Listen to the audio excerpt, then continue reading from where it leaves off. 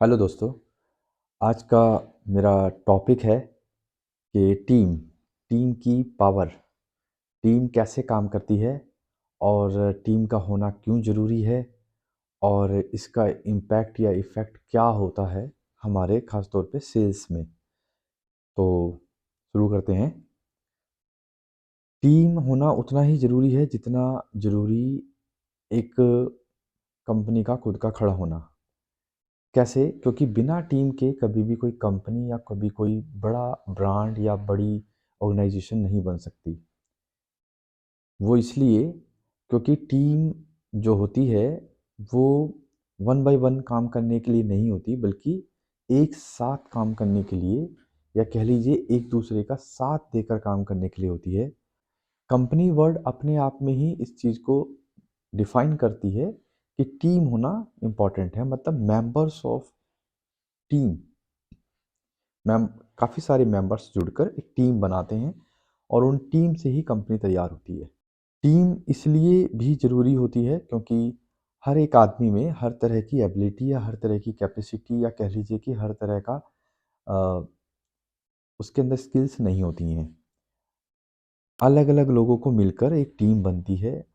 हर आदमी एक जैसा काम नहीं कर सकता, एक जैसा परफॉर्म नहीं कर सकता, इसलिए हम टीम बनाते हैं और उसी के हिसाब से फिर वो लोग काम करते हैं।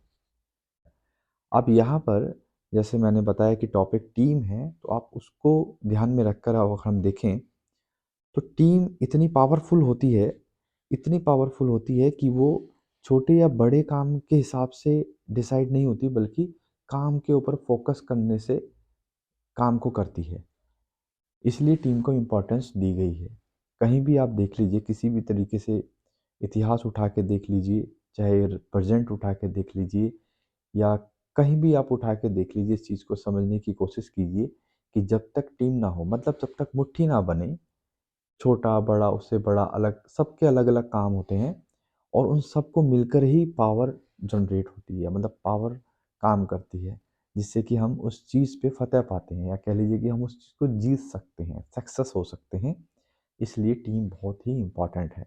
हुँ, जब भी, कभी भी, कहीं भी, किसी भी जगह पे हम जब काम करते हैं, वो कहीं भी हो सकती है। ज़रूरी नहीं है कि मैं किसी व्यापार की बात कर रहा हूँ या किसी व्यापार, बिज़नेस, कंपनी या कहीं भी। मैं सभी जगह की जहाँ पर चीज़ों को ऑर्गेनाइज़ करना पड़ रहा हो, वहाँ पर टीम की आवश्यकता होती है। हम कहीं भी जाएँगे, मैं को बहुत सारे एग्ज़ाम्पल्स हो सकते हैं। आप स्कूल से ले लीजिए, घर से ले लीजिए, घर में भी एक टीम की आवश्यकता होती है। वहाँ पे भी हर एक बंदे का अलग-अलग एक पार्ट होता है। उस पार्ट को वो निभाता है, तब जाके एक फैमिली को पूरी तरीके से ग्रोथ मिलती है या कह लीजिए कि फैमिली खुश रहती है और आगे जाके बढ़िया से उस चीज़ को ग्रो कर पाते हैं या एक लेवल पर पहुँच पाते हैं। अपने लाइफ़ ऑफ लिविंग को चेंज कर पाते हैं। अगर वो टीम की तरह नहीं रहेंगे, तो वो नहीं काम कर पाएगा। वो कहीं न कहीं वो बिखर जाएगा, काम ढंग से हो नहीं पाएगा या फैमिली की ग्रोथ नहीं हो पाएगी। इसी तरीके से स्कूल हैं, कॉलेजेस हैं, हमारे ज़िला हैं, ज़िले के अंदर में काम है, देश के अंदर काम है, स्टेट के अंदर काम है, छोटी-बड़ी सभी तरह की कंपनियाँ हैं, बहुत सारी जगह पे, सभी जगह पे लगभग-लगभग टीम का होना ज़रूरी है। अब यहाँ टीम सिर्फ़ एक पर्टिकुलर सेगमेंट की बात नहीं हो रही है कि वहाँ पर टीम, इवन ये सभी जगह पर होती है। अगर कहीं अकाउंट्स की मैं बात कर रहा हूँ, तो अकाउंट्स की भी अपनी खुद की एक टीम होगी, जहाँ पे एक सीनियर होगा, फिर जूनियर, फिर उसका जूनियर होगा और ऐसे ही वो भी अकाउंट्स हो गए, फिर एचआर हो गए, फिर अलग-अलग डिपार्टमेंट्स हैं, आईटी हो गए। अब उनके बीच में भी टीम कोऑर्डिनेशन होना ज़रूरी है कि वहाँ का वो बंदा, उस पर्टिकुलर डिपार्टमेंट का आदमी, उस पर्टिकुलर डिपार्टमेंट को चलाने के लिए कैसे काम कर रहा है, कैसे कोऑर्डिनेट कर रहा है एक-दूसरे के साथ में, तो वहाँ भी टीम का काम आता है। तो ये एक बड़ा ही मतलब कॉम्प्लिकेटेड होता है, लेकिन उसको सॉल्व करने के लिए वहाँ सीनियरिटी होती है, तो जितने ज़्यादा सीनियर होंगे, उतना तरीके से उस चीज़ को कोऑर्डिनेट कर पाएँगे।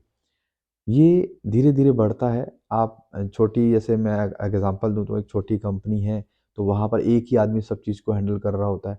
फिर कंपनी थोड़ी बड़ी होती है, तो वहाँ पर फिर वो अलग-अलग डिपार्टमेंट बन जाते हैं, फिर उन डिपार्टमेंट्स के ऊपर में सीनियर्स बन जाते हैं, फिर उनके ऊपर ऐसे करके वो एक पूरा पिरामिड बन जाता है, जहाँ पर वहाँ ज़रूरत होती है एक टीम की, मतलब वो फिर एक टीम की तरह काम करते हैं। जहाँ पर भी एक भी आदमी थोड़ा-सा भी हिला तो गड़बड़ हो जाएगी, खराब हो जाएगा वो काम। तो उस काम को करने के लिए या उस कंपनी को चलाने के लिए या उस पर्टिकुलर जो जहाँ भी हम इसे इस्तेमाल कर रहे हैं टीम वर्ड को, तो वहाँ ये बहुत ज़रूरी हो जाता है कि हमें हर एक दूसरे आदमी के साथ में जुड़कर काम करना पड़े। क्योंकि हर एक आदमी एक जैसा काम या एक जैसा परफ़ॉर्म सभी एक जैसा परफ़ॉर्म नहीं कर सकते हैं, इसलिए हमें अलग-अलग तरीके से जिसकी जो एबिलिटी है, जिसके पास जो पावर है, जिसके पास जो समझ है, उसको इस्तेमाल करते हुए एक टीम क्रिएट करनी चाहिए और फिर वो टीम उस पर्टिकुलर टास्क को करने के लिए जिससे कि हम सक्सेस की तरफ जा सकें या ग्रोथ की तरफ जा सकें, वहाँ पर वो टीम फिर परफ़ॉर्म करती है। तो दोस्तों ये बड़ा इम्पोर्टेंट पार्ट होता है कि हमें एक टीम की तरह काम करना चाहिए, जिससे कि हम जल्दी से जल्दी या कह लीजिए बेहतर तरीके से अपने दिए हुए टास्क को कंप्लीट कर पाएँ। और सेल्स में तो ये ख़ास तौर पे, बहुत जगह पे मैंने देखा है कि जब हम सेल्स की बात करते हैं तो कॉम्पिटिशन कराया जाता है कि कौन कितना कैसा काम कर रहा है, लेकिन बहुत जगह पे इस चीज़ का नेगेटिव इम्पैक्ट भी पड़ता है। क्यों पड़ता है? क्योंकि वहाँ पे टीम वाली भावना खत्म हो जाती है। वहाँ पर वो टीम की तरह एक-दूसरे को सपोर्ट नहीं कर पाते हैं, एक-दूसरे को बता नहीं पाते हैं कि तुम कहाँ गलत हो या तुम कैसे कर सकते हो, तुम कैसे ग्रोथ कर सकते हो। कॉम्पिटिशन में इतना ज़्यादा कॉम्पिटिशन हो जाता है कि वो एक-दूसरे के अगेंस्ट हो जाते हैं। वहाँ पर इवन खुद एक पर्टिकुलर डिपार्टमेंट में भी मतलब एक पर्टिकुलर टीम, मैं कह सकता हूँ एक पर्टिकुलर एरिया में भी काम करने वाले लोग भी एक-दूसरे के अगेंस्ट हो जाते हैं। वो नहीं होने चाहिए। उन्हें होना चाहिए कैसा कि वो एज़ ए टीम परफ़ॉर्म करें। बहुत सारे आदमी एक जैसा काम नहीं कर सकते, तो इसलिए हमें ये समझना होगा कि चाहे उन उस उन वो बहुत सारे जो आदमी हैं एक ही जगह पे, चाहे उनमें से ही कोई समझ ले कि हम में से कौन ऐसा है जो हमें सुपरवाइज़ कर पाए और हम उसको कैसे कि कौन कैसा काम करेगा, किसको कहाँ कमज़ोर है, किसको हमें कितनी सपोर्ट की या किसको हम कितना दायित्व दें, कितनी पावर दें कि वो काम करे। वो खुद भी समझ लेना चाहिए। ज़रूरी नहीं है कि उसका सीनियर ही उसे बताएगा। कोशिश करें कि जहाँ आप हैं, अगर आप एक ही हायरार्की में हैं, एक ही लाइन में हैं, तब भी आप आपस में टीम की तरह काम कर सकते हैं और बेहतर तरीके से काम कर सकते हैं। जहाँ पर आपका जो सीनियर होगा, वो भी इस चीज़ को देखेगा कि ये टीम की तरह काम कर सकते हैं, इन्हें तोड़ना मुश्किल नहीं, नामुमकिन है। ऐसा उसको फ़ील कराया जाए या ऐसा उसको मैसेज जाए कि ये टीम है, इसको तोड़ा नहीं जा सकता। और जहाँ ऐसा कुछ हो जाता है ना, तो वहाँ पर अच्छे से अच्छा सीनियर या उससे नीचे जो जूनियर होते हैं, वो लोग भी इस चीज़ को समझ जाते हैं। जूनियर समझ जाते हैं मुझे काम करना है और सीनियर समझ जाता है ये तो काम करके ही रहेंगे, इन्हें किसी तरीके से भी हटाया नहीं जा सकता। हटाया जा सकता मतलब कि उस काम को करवाने के लिए इन्हें इम्प्रूवमेंट चाहिए। इन्हें इम्प्रूवमेंट अपने अंदर चाहिए, काम के अंदर भी चाहिए। काम के अंदर इम्प्रूवमेंट करें तो मुझे इनको इनके अंदर वाला इम्प्रूवमेंट देना ही पड़ेगा, क्योंकि ये टीम की तरह काम कर रहे हैं। और जहाँ पर ये चीज़ नहीं होती है, वहाँ ये बहुत आसान हो जाता है। जैसे मैं कहूँ तो फूट डालो नीति करो वाला, फूट डालो राज करो, तो वो राज वाला हिसाब हो जाता है। वो फिर बहुत जगह पे ऐसे आपने देखा होगा कि एक सीनियर है, वो काम करवा रहा है नीचे कुछ जूनियर से और वहाँ पर वो देखता है कि काम सही से नहीं हो रहा, तो अब वो चाहता है कि मुझे अपने पसंद के कुछ बंदों को मुझे अपनी टीम में लाना है। तो वहाँ इस चीज़ का पूरा फ़ायदा उठा लेता है। वो उनके बीच में ही फूट डाल देता है, किसी भी तरह की ऐसी सिचुएशन खड़ी कर देता है कि फिर वहाँ पर जो लोग हैं, जो दूसरे लोग हैं, जो सॉरी वहाँ जो टीम में काम जो कर रहे हैं, वो टीम ना करके अलग-अलग गुट बना लेते हैं, अलग-अलग अपना मन बना लेते हैं। इतना मनमुटाव क्रिएट कर लेते हैं कि या तो वो कंपनी छोड़कर चले जाते हैं या वो आपस में इतना कॉम्पिटिशन कर लेते हैं कि वो खुद ही एक-दूसरे से तितर-बितर हो जाते हैं। खत्म हो जाती है वो टीम। मतलब वो एक जो हायरार्की थी, सॉरी एक जो लाइन थी, वो खत्म हो जाती है। अब ऐसे खत्म होने की वजह से फ़ायदा कौन उठाता है? वो बंदा जो अपनी पसंद के बंदों को वहाँ लाना चाहता था। ये बात मैंने बताई इसलिए है कि ऐसा जो जब ऐसा कुछ होता है तो इसका नुकसान सही मायने में जो मैंने बताया वो लाइन में लोग काम कर रहे थे, उनको कम होता है, कंपनी को ज़्यादा होता है। जो सर्वोपरि है उसको ज़्यादा नुकसान हो रहा है, क्योंकि उस पर्टिकुलर जगह पे उसको ग्रो करने में ज़्यादा टाइम लगेगा अब। क्योंकि वो टाइम निकल गया, वो टाइम खराब हो रहा है, वो टाइम खराब होता जा रहा है। आप उस पर्टिकुलर कह सकते हैं कि हम उस कंपनी का एक अंग है जो खराब हो गया है अब, या वो अब ग्रोथ नहीं कर पा रहा है।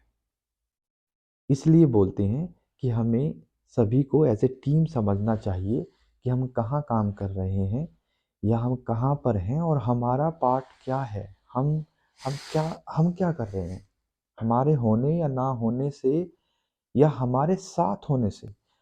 होना ना होना अलग चीज़ हो गया और साथ होना एक अलग चीज़ हो गया। अगर हम साथ हैं, टीम हैं, तो हम तेज़ी से और बेहतर तरीके से ग्रो कर सकते हैं। और जब हम अकेले हैं, हम किसी के साथ नहीं हैं, खुद से नहीं लड़ रहे हैं, वो भी छोड़ दो, हम खुद से भी नहीं लड़ रहे हैं, इवन हम एक दूसरे से लड़ रहे हैं और अंदर ही अंदर लड़ रहे हैं, तो वो सही मायने में कंपटीशन नहीं है।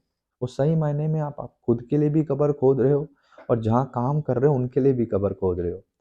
तो इसलिए होना ये चाहिए कि हम कहीं भी रहें, किसी भी कंपनी में रहें, किसी भी समाज में रहें, किसी भी जगह पे रहें, वहाँ पर हमें एज ए टीम समझना चाहिए। और ये एक का काम नहीं होगा, सभी का होगा, सभी को सोचना पड़ेगा। और ये शुरुआत एक से ही होती है, खुद से होती है। तो अगर हम एक आदमी ये समझ ले, फिर दूसरा, तीसरा, चौथा सब समझ लें, तो चीज़ें आसानी की तरफ जाएंगी, आसान हो जाएंगी। तो इन चीज़ों को समझने के लिए हमें टीम की परिभाषा को समझना पड़ेगा, टीम की ताकत को समझना पड़ेगा। ये लाइनें, ये बातें बहुत ईज़ी हैं, बहुत बार हम लोग सुनते हैं, लेकिन हम इसको गूढ़ता की तरफ नहीं जाते, इसके डेप्थ में कभी नहीं जाते और अपनी-अपनी खिचड़ी, अपनी-अपनी दाल क्या बोलते हैं वो, कि अपना-अपना खुद पकाने लगते हैं। तो ऐसे में फिर ग्रोथ होना नामुमकिन जैसा होता है। मतलब फिर तो वही है कि टाइम पास हो रहा है, हो रहा है, होने दो, जैसा हो रहा है होना है, चल रहा है जैसा चलने दो। तो ऐसी स्थिति में कभी भी कोई चीज़ ग्रो नहीं कर पाती है। बल्कि एक टाइम के बाद में जो अच्छी कंपनियाँ होती हैं, जो अच्छे परिवार होते हैं, अच्छे स्कूल होते हैं, मैं अब ये ग्रुप ऑफ की बात कर रहा हूँ, एक ग्रुप मतलब जहाँ पर बहुत सारे लोग होते हैं, तो वो लोग फिर जो उनके सुपीरियर होते हैं, वो डिसीज़न ले लेते हैं इस चीज़ के ऊपर में। कि हमें क्या ये वाली जो लाइन थी या इसके नीचे वाली जो हायरार्की है या इसके ऊपर वाली जो हायरार्की है, उसको हमें कैसे चेंज करना है। और फिर इसका इम्पैक्ट जैसे मैंने बताया कि वो लोग जब तो समझ नहीं रहे होते हैं, वो टीम की तरह काम नहीं कर रहे होते हैं, और जब टीम की तरह काम नहीं कर रहे होते हैं तो होता क्या है कि उनके ऊपर जो अथॉरिटी है, वो अथॉरिटी उस चीज़ को ही चेंज कर देती है।